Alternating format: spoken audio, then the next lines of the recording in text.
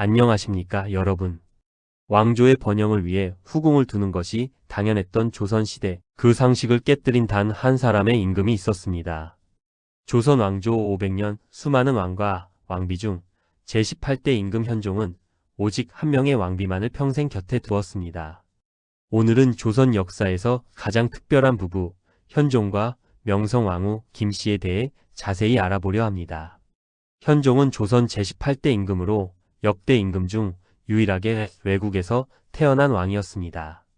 병자호란 이후 조선의 세자 부부가 청나라, 심양의 인질로 머무르던 시절 그곳에서 태어난 것이죠. 이 특별한 출생은 훗날 그의 삶을 따라다니는 굴레가 되었습니다.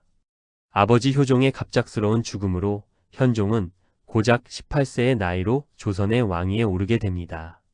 그리고 15년 제위 기간 동안 조선 역사에서 유례 없이 후궁을 단 한 명도 두지 않았습니다. 이 사실은 조선의 자손번창 정책과는 극명한 대조를 이룹니다. 조선의 왕들 대부분은 후궁을 수십 명 두며 자녀를 많이 낳았는데 현종은 달랐습니다. 태종은 29명의 자녀를 남겼고 성종도 28명이나 되는 자녀를 두었죠. 왕들의 후궁은 수십 명에 달했고 그 가운데는 이름만 기록되고 생애조차 전하지 않는 이들도 많았습니다. 후궁이 권력을 쥐는 순간 궁궐은 곧 암투와 왕위 계승을 둘러싼 끝없는 전쟁터로 변했죠. 숙종의 총애를 한 몸에 받은 여인 장희빈. 왕은 그녀에게 푹 빠져 정비 2년 왕후를 폐위하고 장씨를 왕비 자리에까지 올렸습니다. 후궁에 불과했던 한 여인이 조선의 국모가 된 것이죠. 하지만 지나친 편애는 결국 비극으로 이어졌습니다. 2년 왕후가 복이 되면서 장희빈은 영모의 죄를 쓰고 사약을 받게 됩니다. 왕의 편애가 한 사람의 운명뿐 아니라 조선 정치 전체를 뒤흔든 사건이었던 것입니다. 연산군의 곁에도 늘 한 여인이 있었습니다. 바로 장녹수. 그녀는 후궁이자 연산군의 마음을 쥐락펴락한 인물이었죠. 연산군은 장녹수를 위해 궁중의 예법을 무너뜨리고 나라의 재정을 탕진하며 호화로운 연회를 수시로 열었습니다. 왕의 편애로 궁궐의 질서는 무너지고 결국 연산군은 폭군으로 몰려 쫓겨나게 됩니다. 한 후궁에 대한 집착이 왕조의 몰락을 재촉한 셈이었죠. 그렇다면 현종이 후궁을 두지 않은 이유는 무엇이었을까요? 명성왕후 김씨는 총명했지만 성격이 완고하고 자존심이 강했습니다.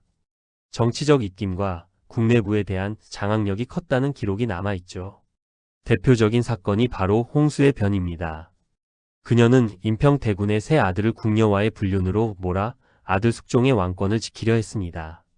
증거 불충분으로 무고로 판명났지만 이 사건으로 명성왕후는 제2의 문정왕후라 불릴 정도로 정치 간섭이 심하다는 비난을 받게 되었죠. 또한 조용한 성품의 현종은 재위 기간 내내 당파 논쟁의 균형을 맞추느라 실질적 권력이 제약된 부분도 있었습니다.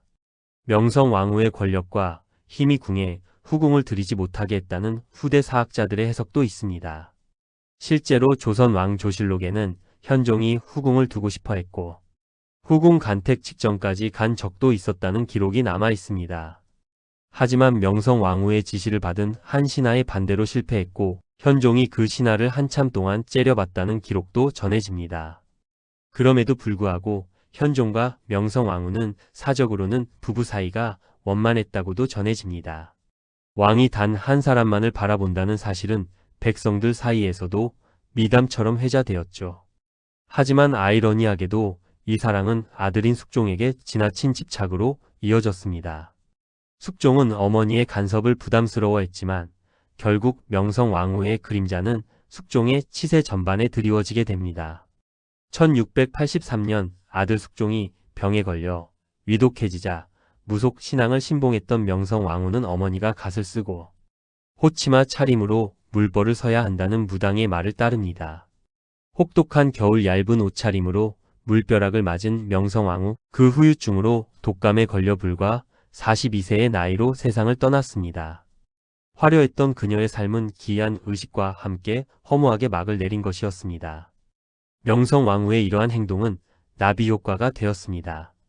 조선 후기로 갈수록 효종의 직계 왕손은 귀해지게 되고 19세기 중반에는 기어코 대가 끊기면서 헌종 이후에는 반개 계승이 이루어지게 됩니다.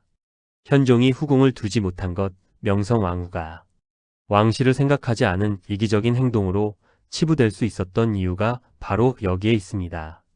영아 사망률도 높았고 평균 수명도 낮았던 당시의 조선시대에 왕실에서는 최대한 왕의 핏줄을 많이 남겨두는 것이 기본이었기 때문입니다.